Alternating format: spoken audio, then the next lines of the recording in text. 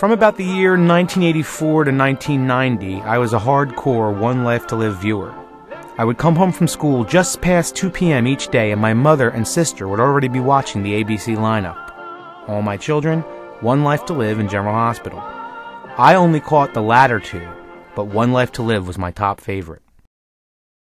I knew every plot, turn, and twist involving lead actress Erika Slezak and her then dual role of Victoria Lord and Nikki Smith.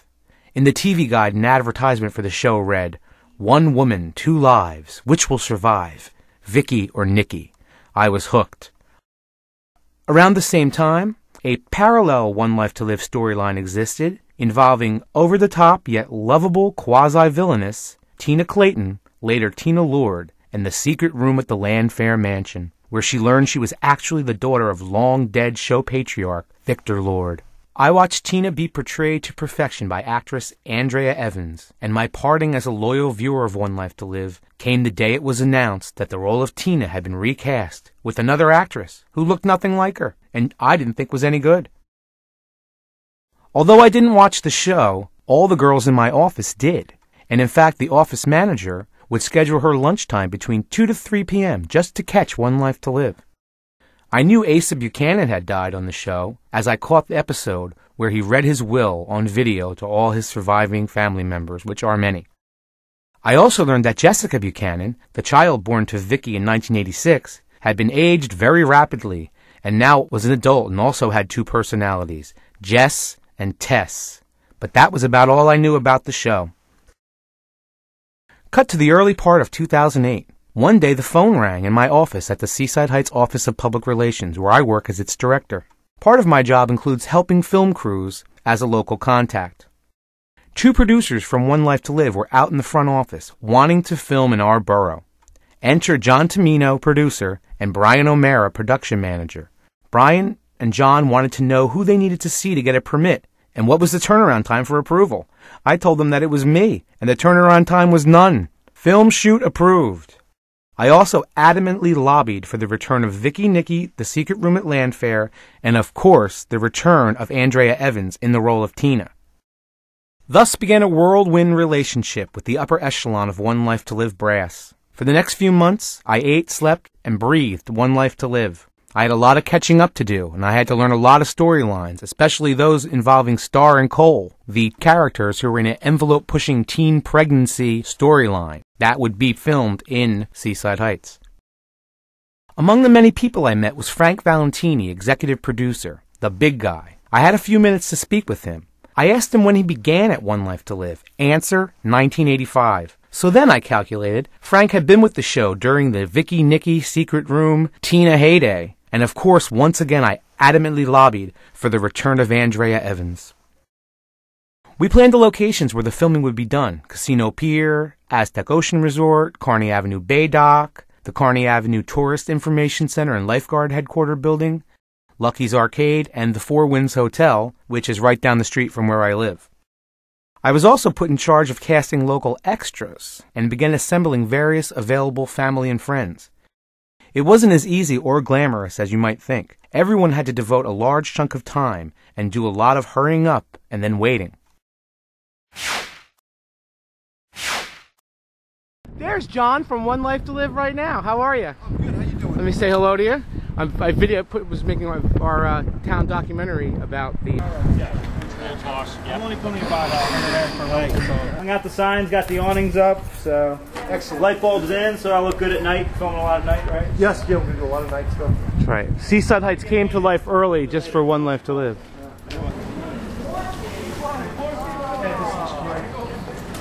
We just had it refurbished this year. So. Wow. I saw you guys working on it the last time we were down here. Yeah. We just had Rising Waters, soon to be famous all over the country. not much. So you may have to supplement Some fluorescence. And they're not working very well. I had track lighting through here, and we ripped it all out. Eventually, I'm gonna have lighting in here, but it's gonna be it's not gonna be full when we shoot. It's gonna be dark. Okay. So Bob I don't will, know what you're looking for, but Bob will supplement it. Dark is not what we're looking for. Yeah, we'll supplement. Larry, it's got a great look. I see an Emmy. We're gonna have to light it though. Another one? Shoot back. Can I I get in there? Sure you can. Usually got to jump the counter here. Or, Oh, that's where the guy is. Yeah. The first. Oh. I got a camera. Semi-skinny guys can come there. Well, you can get, so this is, is this going to be That's open? a problem. Peter, will this be open here? What's that? Well, this is all Play Day. You guys are with Play Day, right? Yeah. Yeah. So it's all. So Ed my is in memory is charge of correct. all It's all this. Right. I'll be here. So Ed can open up whatever we need open. Cool. Yeah, I got everything set up. I mean, everything's cleaned up. Okay, great. And this is all your stuff, right? Yeah. Dollhouse can. Is Van Holten's chocolate yours? No, but I can open the doors for you. Great. Good. So if you see this way, it'll be great. The only thing that's a little rough is behind Van Holten's. They're just setting up, and I don't know what kind of angle you're going to see. We're not going to see it. Yeah, real quick. Okay. The other thing is, that's the problem because I'm working out. Okay, daytime television, people.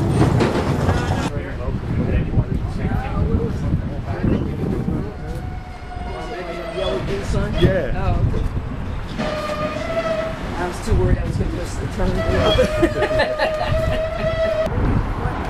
Joe, now as our media person, media professional, tell us, what do you think of these big One Life to Live tripods? This is big time. This is the real deal. Look at the generator. This makes Artie Lang's Beer League look like they filmed it with a video camera. Yeah. Gotta show you. Either it's the same one, or they have others just like this. Hi. Hey. Brian, this is Joe, my media guy. He helps me your ABC 2000 shirt. In fact, I was that was the network of choice. This was the Millennium Show I was on. I do the Rock and Roll New Year's show too. Really? Yeah. I watched that very. I was there. I watched The it. ball drop. Can we do a picture together? Sure, of course. Yeah, is that all right? Sure. Here we go. All right. It's such overkill for what we're doing. Do you rent it? Yeah. You rent it. Perfect spot for Star and Cole to pull up to their. Except it won't be Star. It's not. Oh, I thought it was Star and Cole. This is Jane and Natalia and quality work. This is quality. Quality. Put it together, wrap it up nice. Take it. Next thing I would like to see that. The ultimate was just I don't even like the white. Like a big heavyweight band. It will make its way down there. We'll walk this cable down. So this cable needs to be Test. You're the camera test, Brian? I am. Something? Yes, it's good. I made it myself.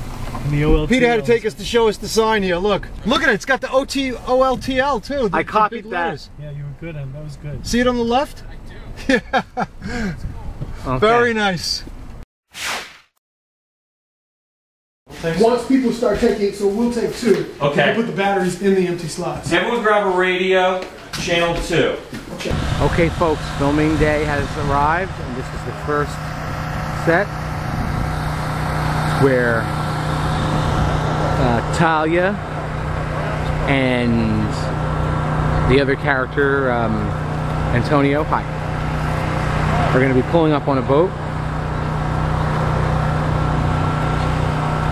The first one. It has recently been announced that this three-sided fence enclosure, upon completion of the filming of One Life to Live scenes, will be donated to the Borough of Seaside Heights Office of Public Affairs. Okay, steady as one.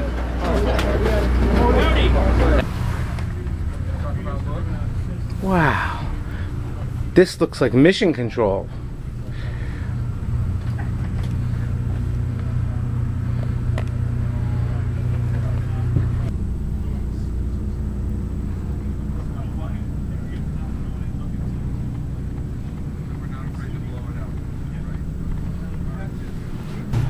Bob, They don't want to try it. you're not launching the space shuttle from here, are you? Because that's what No, this but looks you like. could. These I guys think have that launched space shuttles. it looks like mission control in Houston. Houston, we have a problem. Exactly. Well, these guys small trucks. Right. These guys Oh, can wow. solve that problem here. It's really, it's just amazing. Now this is Larry's area. Some of the trucks expand. The sides expand. Really? Oh yeah. So, Just yeah. like a trailer, like a mobile home. Like a Yeah. pop out. Yeah. Slide out. Both sides. Some of them. Yeah. without the sunsetter on it. And the fronts and back. Yeah, true, Just so you know, true. Peter, that when they were rebuilding the studio that I work in, Yeah. we came out and worked in a truck for 6 months, and it was half the size of this or less. Oh, We God. did the whole soap. I saw that out there. Yeah. We had an old ABC truck, and it was nowhere near as nice as this. This is... So this is the production truck, which has all the goodies in it that you filmed a little while ago. That's right, that's right. We saw inside The there. video operator and the audio operator, and the if we were doing a normal TV something or other, the director would be in there. But because we're doing dramatic television, the director's going to be out here with us. Of course. You know, on the set. Because he's got to speak directly to his cast members, right? To the actors, yes, Gotcha. and to the cameramen. Of course. Because we're not, as opposed to shooting a movie or a television show where everything is steady and not moving, we're going to be all over the place. Got you. This is a run and gun guerrilla type operation. We do guerrilla TV, a lot like like a John Waters film. Yeah. No. So as you pan around, you can see here that they're setting up the scenery and the cameras over here.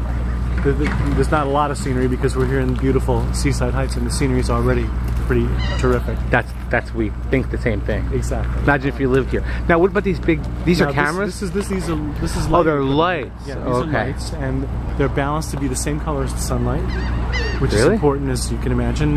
If you went in and turned on your lights in the house and compared the color of the white to the color of sunlight, you would find out that the sunlight is a lot bluer than the lights in your house. Your house lights are actually orange mostly, unless you got fluorescents or something like that. Sure. But any light bulbs you have are pretty much orange compared to the sun. So what we have is lights that are balanced to the same color as the sunlight. They're called HMIs. And I'm gonna take Now, folks, it could not be a more lovely day for our shoot here today. Beautiful weather, warm temperatures.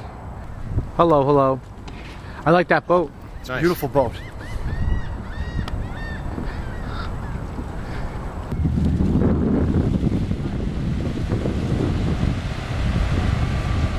It's the boat that Talia and John McBain and Antonio, from what I heard, are going to be riding on. I'm CJ Ferroni. I'm a senior at Fordham University, and I intern here at One Life to Live. And how do you like it? Awesome. It's awesome. People are great. When did you start? In August. In August. And when does it last until? Till May, but I may renew it this summer. So, could be a year-long internship. And they seems like they like you. Yeah. All right, super. Executive producer asked me to come out, so. Oh, beautiful, beautiful. Very awesome. Now, what were you? How did you get the internship anyway? I found it online. Just give me 1 second. Sure, sure. Your phone's ringing. Official business. Could be somebody important. Nope, it's nobody important. Okay, it's not Frank. No, it's not. We're waiting for Frank, the executive producer, the big guy, to show up. I know him. I met him here. Exactly. Exactly. Yeah, he's what he says goes. He's the top dog. So That's right. That's right. you know.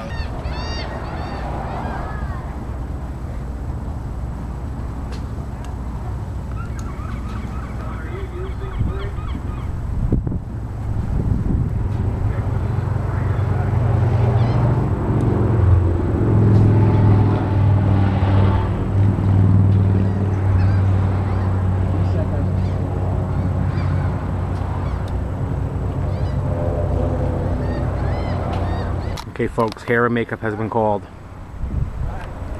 She's hair, she's makeup. And it looks like a 911 emergency. They went from reading a magazine and sitting here chatting to running up with their bag in 0 to 60 in 2.2 seconds. We're here with some One Life to Live wardrobe people. What's your names? Andrea. I'm Peggy. And you do a good job. Like before, I have video in the can here of, like I said, those at the back of the lifeguard building, all those clothes and stuff. How do you manage all that? We just had to set it up scene by scene. Back in this area, we can see that this is the wardrobe. Winter for Todd, Blair, and John. Look, everything's dated, marked, remove coats. Everything is down to a science on the scene of One Life to Live.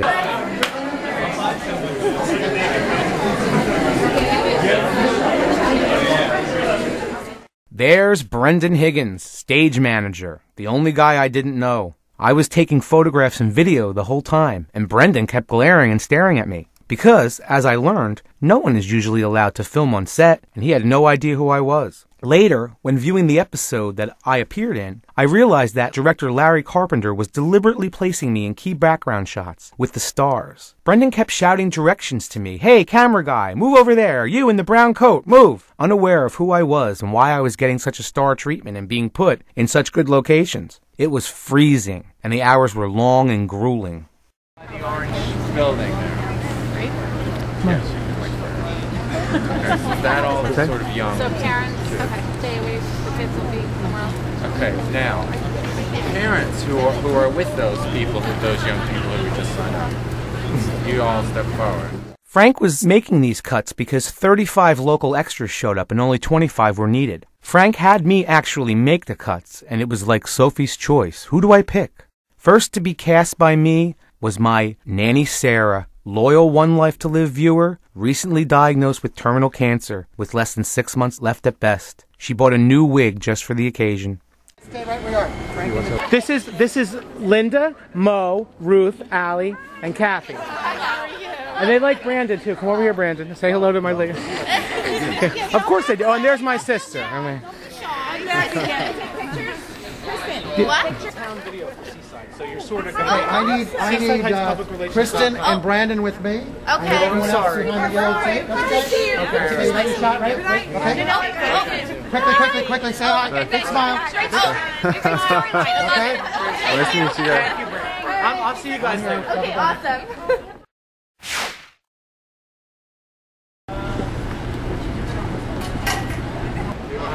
From this point forward, things were different. Brendan Higgins approached me on night 3 and apologized profusely, saying he had no idea I was the town photographer filming a documentary and that I could do whatever I wanted. From then, I felt more comfortable with the talent, and it shows in my footage, now much more personal and relaxed. They're doing another scene for you guys. They'll have to keep standing up. On the other side of the benches? Come on, 2 cool shots.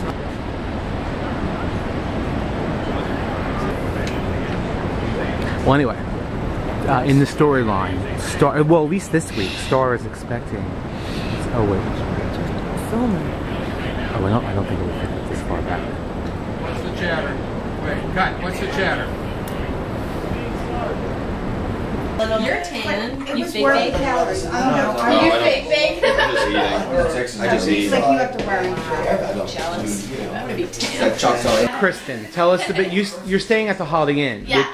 Do you know that the original movie, The Amityville Horror, was filmed in Toms River, where the Holiday Inn is? Really? In 1978, 30 years ago. In fact, we're having an Amityville Horror Film Festival here, July 11th, because they filmed all 3 films here. The houses too. Yes. No, the house is in Amityville, New York.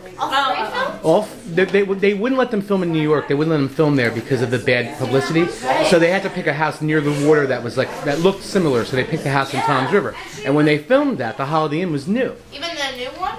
Or just the first 3 they made back in the early 80s and 70s, way before you were born, I can tell you.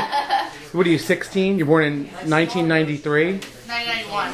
Oh wow, okay, all right. Well, long past your time, but before your time. But anyhow. Oh, okay. It's Blair and John are looking for you, and you happen to walk out right back. I'll say that. That's it for today. For her. Wow, no. No. But anyway, tell us about your what you did about that. You came to Seaside when? Oh gosh, I have films of like the pool in the Holiday Inn when I was like an infant. Oh, that's funny. Yeah. My mom like had me in like one of those little like boat floaties or whatever. And, like, oh, that's funny. Well, anyway, we're glad that you came. It took you a long time to come back. 16 years. Right? But it was so funny because I went to the pool and I was like, oh my gosh, because like I've seen the videos of it and stuff, and so it was so funny. Like I said, you come back whenever you want. And what's your favorite food that you want to get on the boardwalk here? Oh, I heard from Larry, our director, and John Tumino, our producer, that like the fried Oreos are the best thing that you have to have. We will get you the fried Oreos like the toast of the city. Okay. going in flames. Danny, all right. We are here with Mr. Danny Aiello. You told me your name before. Now you're the son of, right? Son of, yes. And remember, what did I say I know him from? From the Madonna. Madonna Papa Don't Preach video. But Pops isn't the top topic right now. What were we talking about? The Amityville the Possession. Amityville the Possession, baby. That was the moving man. And you went into the red room. Went into the red room. Oh my God, that's so funny. They put my hand in a box of maggots, and they put honey on it. I had to put my hand in a box of maggots. I bring it up, and there's maggots all through my head. Then they put me in a cubicle. Just to fit my body in there with 5,000 flies. No. Yeah, I had to plug up my nose, plug up my ears. Couldn't open up my mouth. I swallowed at least a lot of money. But yeah, that was my first location. We shot it here and then in Mexico. Oh, that's too much. That was my first location movie, man. I remember, I watched that movie a million times. The lady turns on the sink and there's blood. Exactly. Yeah. Exactly. It's loosely based on the real DePaios of Amityville, the ones who were murdered. Really? But it's fiction, you know. I have this crazy story. Sure. We're in Mexico City shooting. Sure. And they want us to go look at the dailies. Sure. So we're about to go in the building, and what we do was they say, you know what, we're not going to watch them today. We drive away, we go to our hotel, building level. Blew up that day because of the nitro that they stacked. They packed the old films. You think it was part of the Amityville curse? Well, I don't know. That's my point. And like 10 people died, and me, Vic, and 2 other people were walking into that building. Wow. Why we're shooting for like a month after that, they're digging bodies out of it. I mean, it was unbelievable, man. I mean, wow. It was really scary. La la la. There's Trevor St. John Todd, main character of the show. He's Star's dad. In the show, he's evil, and he's trying to separate her and Cole. The 2-shot up the line, Blair Cross, and then Pat. Can she take a look at Jennifer before she goes? These, bony hot dogs are wonderful, and burn yourself. That's right. Wanted to get our.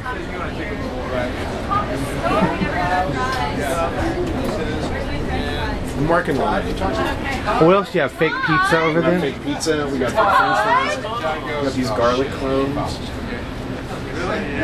Would you like a fake hot dog or hamburger? No, I'm just gonna pass on all of it. Okay.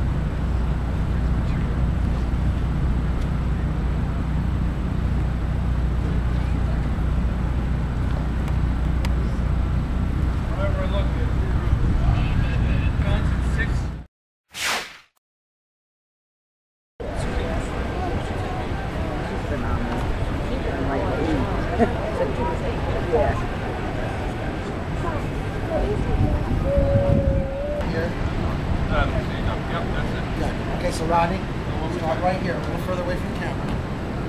Angle is kind of like a straight line like this. Cigarette butt kind of right on that angle, just like that. You're cutting frame, okay? That's what's time. Stand back from the top, guys. How did the casino look inside? I can't just say. Okay.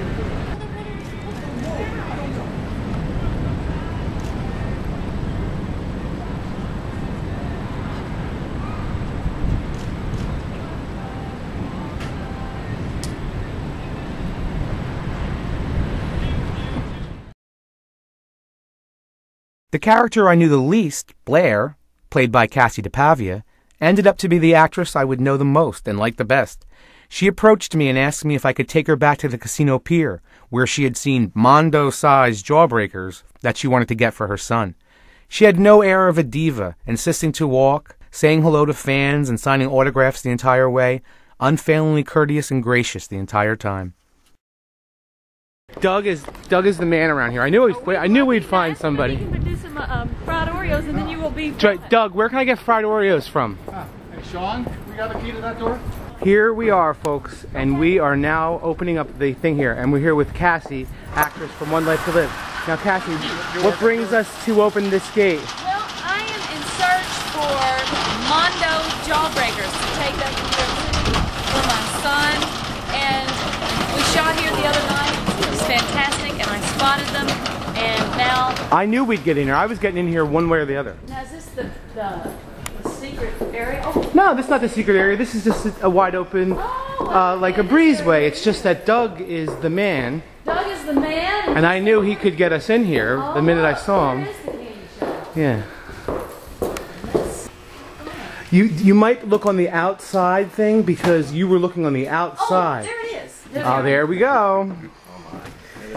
So this is the same spot. See the big ones? This one. Oh, those, okay.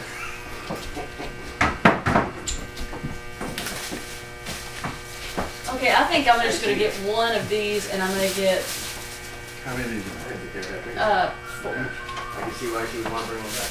Look at this. That's like a softball. This is what I was looking for. It's also a weapon. Oh, yes. Kassie, did you know that Doug, like I was telling you, is the president of the New Jersey Amusement Association? Oh, yeah? That's right. Just went so fast you didn't notice. Yeah, and I was probably so colorblind. It was cold. It was cold. Thank you very, very much, guys. No problem. Just perfect. My son, well, next time you meet, you probably won't have any teeth, but... Doug, where can we get fried Oreos? Because Kristen, the other actress, wants fried Oreos. If I have to drive them up to the city, I'm going to. Oh, super. I got to turn on the machine. Okay, all right. We'll come back and get them, okay? Are you the sweetest? Just make a batch, like a small batch, and then we'll bring them down to the One Life to Live crew. Like, you know. Kristen, what did you want more than anything? I just got fried Oreos. Now taste one and for our cable land viewers at home. She's eating for 2 now, you know, she has a baby. That's right. I know. Well, we don't know. We don't know about that. Yummy, right? So good. Okay. Frank, will you try one too? No, he won't try one. I will. Yes, okay, all right. I would have got more. I didn't know if they were good, bad, or indifferent. Oh, yeah. Yeah. Well, thank you very much for. I knew you'd like them. And here's Kristen and Kassie visiting fans here. Awesome. Okay. Thank you. Let's see. Thank you. Okay, we gotta go. Folks. I'm gonna get back. I'm sorry.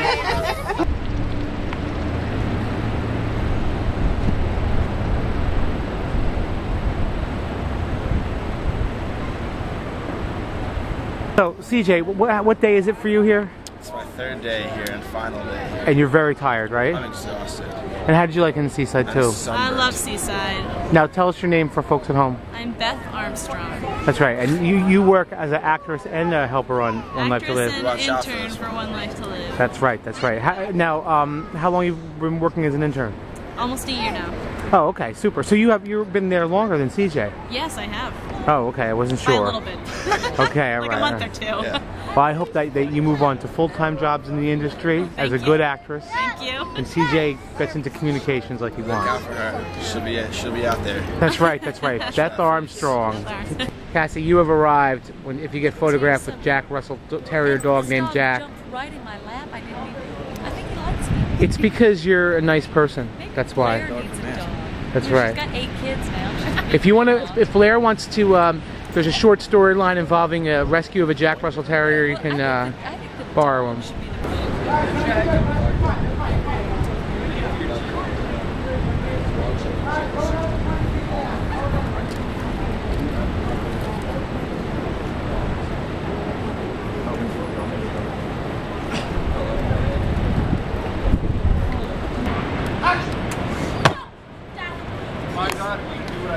Dad, please stop it. Dad, please just leave it.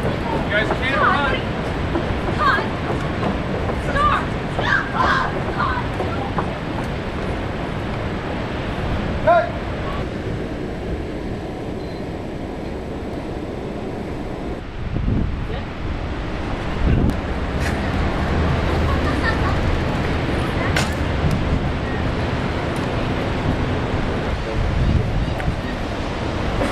good time in Seaside Heights? I had a wonderful time. Okay, would you come back here and film more stuff if that? I know that'll probably never ever happen. But Hey, you never know. We were in Island Beach State Park 2 years ago. okay, all right. Well, anyway, we're glad to have you, and we'll the video will eventually air, and you'll know about it when it happens. Okay.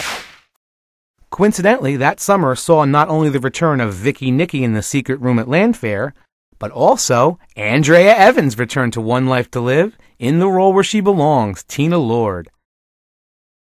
I visited the One Life to Live set on May 6th, the day after Andrea Evans filmed her first scenes.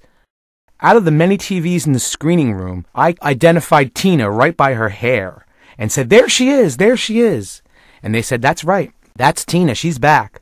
So I was probably the first person from the public to see the return of Tina as Her Royal Highness, the Crown Princess of Mendora. I don't really know if my impassioned pleas had any effect, but thanks for making it happen, One Life to Live executive producer Frank Valentini. The scenes in which I appeared aired on May 14th, my birthday. At that summer's Daytime Emmys, not only did One Life to Live win Outstanding Daytime Drama, but my friend Bob Boussois, director of photography, would win, as predicted by me, another Emmy for his amazing lighting skills. My experience with One Life to Live is something I will never forget. Each year, the main part of my job is to pay thousands of dollars for advertising to the demographic of women ages 25 to 50, the main decision maker in where the tourism dollar is going to be spent. Men and women all over the world got to see the beauty of Seaside Heights, the town that fun built.